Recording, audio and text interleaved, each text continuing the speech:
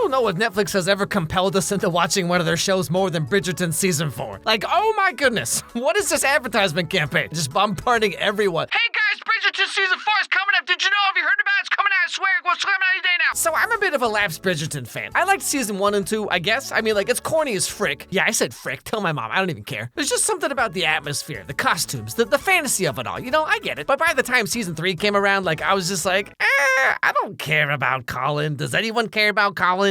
Dude's got less personality than Plank from Ed, Edd and Eddy, okay? However, with Netflix just napalming everyone with Season 4, I was like, okay, fine, I'll check it out. Benedict is kind of sort of interesting, I guess. How bad could it be? As always, things begin with the new dating season kicking off. Everyone always spends the summer away doing who knows what, you know, and then now they're all back in town ready to do some smooching, you know what I'm saying? But before that, really quick, this video is brought to you by Surfshark VPN. If you've been on the internet in like any way at all recently, you know that your privacy is under attack. Every website tracks everything you do, what videos you watch, US ID laws, UK ID laws. In Europe, they're trying to make it so the government can read any and all private messages on any messaging app. And sure, in theory, this is all for the greater good, but all it takes is one lazy employee and one dedicated hacker, and all that information can be leaked to anyone. For this and many other reasons, if you use the internet, you need a VPN. And Surfshark VPN is the best of the best. Did you know that some airline ticket websites will charge you more depending on what country or even what city you live in? Like, you can search the same flight, but depending on where you're searching from, you'll get a different price. Well, with Surfshark VPN, you can change your location, shop around, and get the best deal without being swindled. Streaming rights are all over the place. Different countries have completely different, like Netflix or Disney Plus libraries. But with Surfshark, you can actually get your money's worth with all those streaming subscriptions that you keep paying for. For your safety, for your wallet, for your entertainment, whatever reason, you need a VPN. And if you're getting a VPN, you gotta get Surfshark. Go to surfshark.com/Meyers or use my code Meyers at checkout and you'll get 4 extra months with your subscription. They also offer a 30-day full refund guarantee, so you literally have nothing to lose, okay? Go to surfshark.com/Meyers and start protecting yourself today. Okay, back to the show.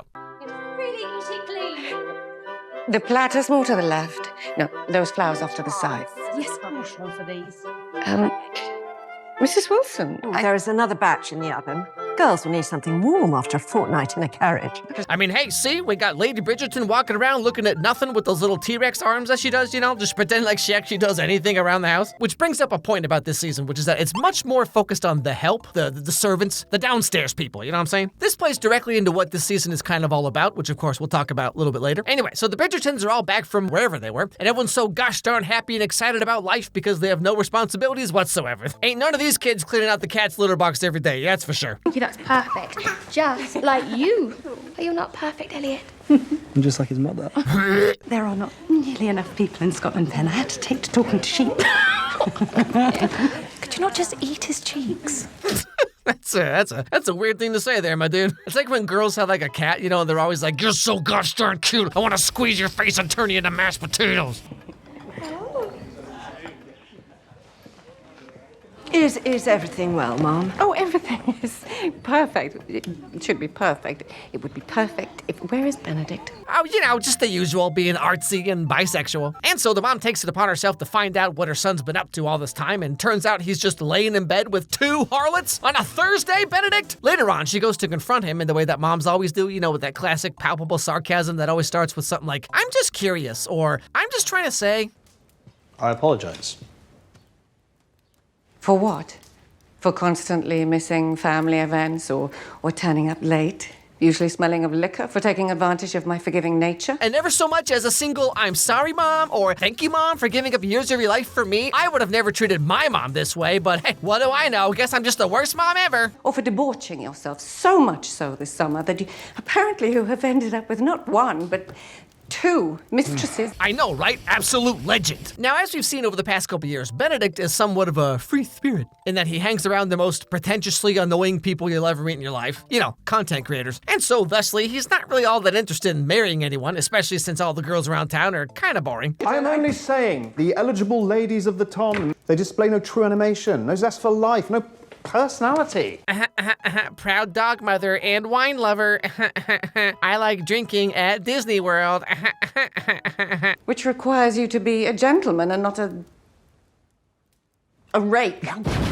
But okay, so as we kind of saw a little bit earlier, Lady Bridgerton is hosting the first ball of the season, and it just so happens to be one of those masquerade balls, you know, which is where everyone puts on a mask and they dress up in fancy costumes, and so no one knows who is who. It could be anyone. This season's literally just copying that Hilary Duff movie, you know what I mean? Like, come on, you can't fool me. The point of the evening is to try to hide one's identity by costume or mask. Not that many succeed, but they still must dance. But Will they stay masked all evening? Until the clock strikes midnight. Sounds thrilling. Yeah, you know, that sounds awesome when you live in Bridgerton where everyone's like super hot, right? But if you ever actually go to one, it's like, uh-oh, it's midnight. Guess it's time for us to reveal our... Aw, man. But okay, so it's finally time for the ball and everyone's all like, wow. Now here's where we meet a certain special little someone whose name we don't know yet. A new girl shows up to the ball wearing a silver whatever this is and shoes that are totally definitely time appropriate, you know, with stiletto heels from the 1950s. Anyway, so she just kind of wanders around aimlessly at this ball and then what do you know? She catches the eye of a certain Benedict Bridgerton, of all people.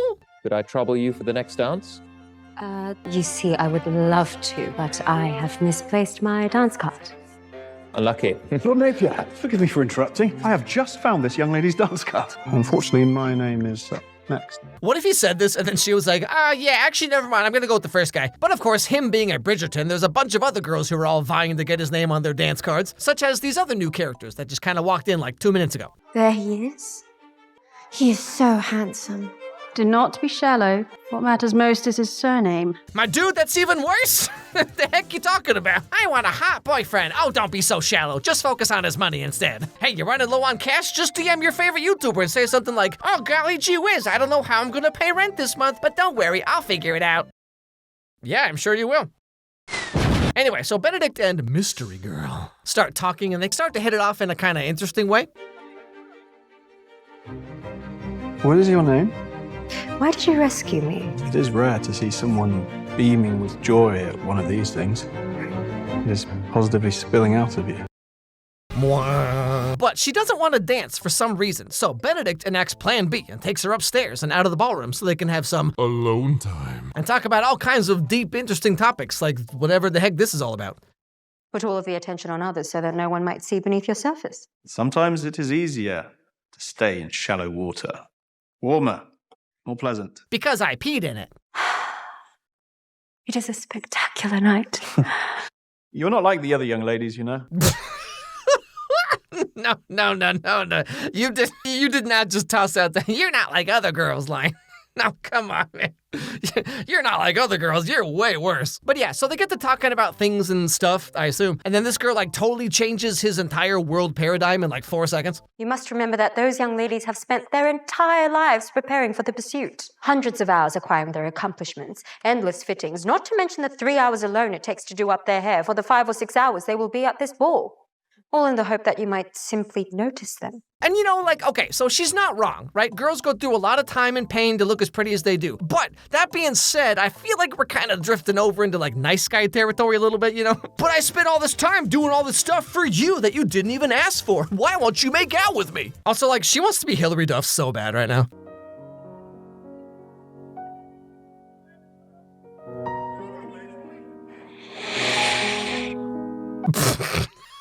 What the heck was that? Someone's been eating asparagus. Anyway, so Benedict teaches her how to waltz, but then the bell strikes midnight, which means it's time to take off the mask and reveal everyone's identity. Oh, whoops. However, this girl like really does not want to do that, so she kisses Benedict and runs off, leaving him with a single glove. Lord knows what he's gonna do with that. Also, I love the part where everyone takes their masks off and then they're all like this. That is Lady Whistledown. Go and make it known that there is a diamond here tonight. Mrs. Bridgerton, Miss Rosamond Lee, I am pleased to make your acquaintance. As if you couldn't tell this was Penelope. I mean, come on, guys. Like, trust me, I'm picking up what she's putting down, okay? You know what I'm saying? But, like, let's be real here. I thought you were Daphne Bridgerton this whole time. Anyway, so Benedict is completely enthralled by this mystery girl. She's smart. She saw right through his shenanigans. She knew the entire poke rap by heart. I mean, where else are you gonna find a girl like that? So he spends the next several days trying to, like, remember exactly what she looked like.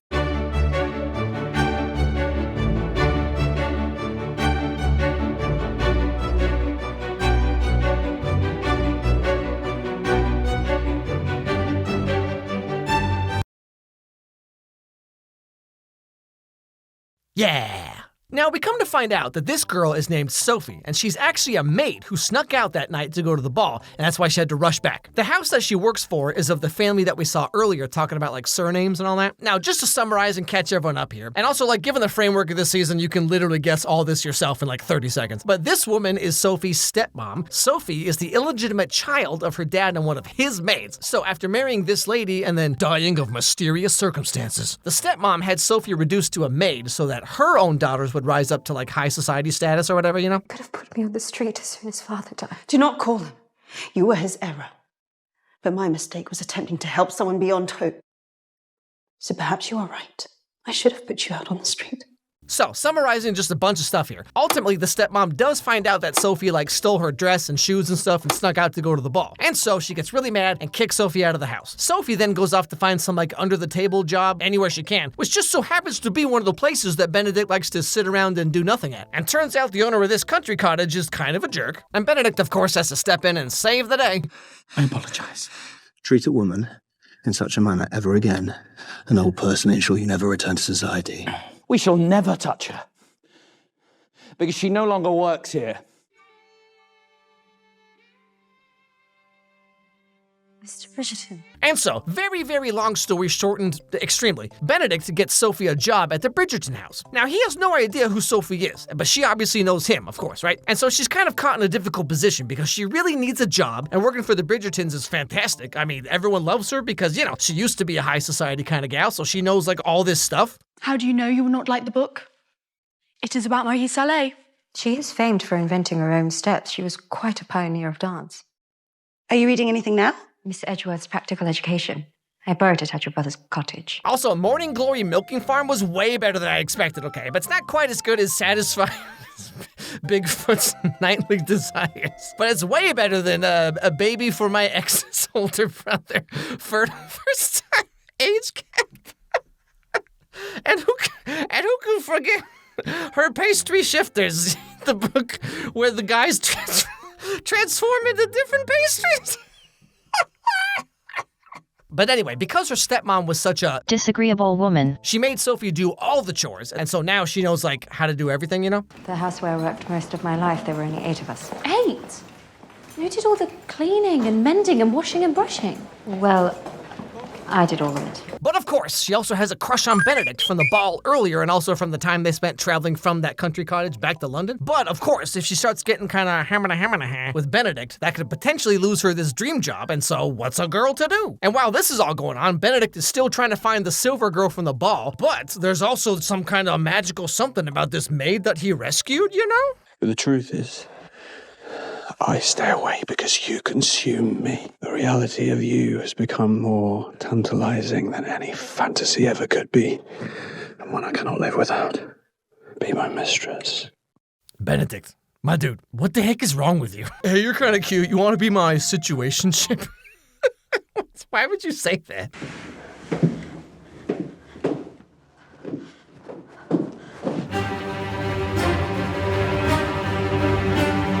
And this is pretty much where part 1 comes to an end. Now, one of the many other side plots in this season is about how, like, as per the end of season 3, everyone knows who Lady Whistledown is.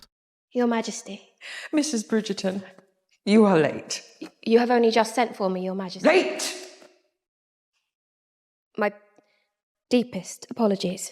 This time as great friends.